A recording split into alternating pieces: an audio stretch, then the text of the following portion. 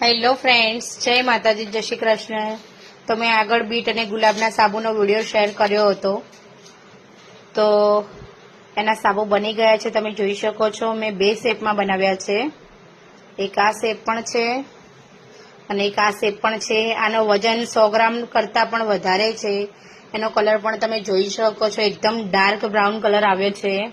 આનાથી સ્કિન તમને ગ્લોઈંગ કરશે, ચહેરાને એકદમ ઠંડક આપશે, ફ્રેશનેસ ફીલ કરાવશે.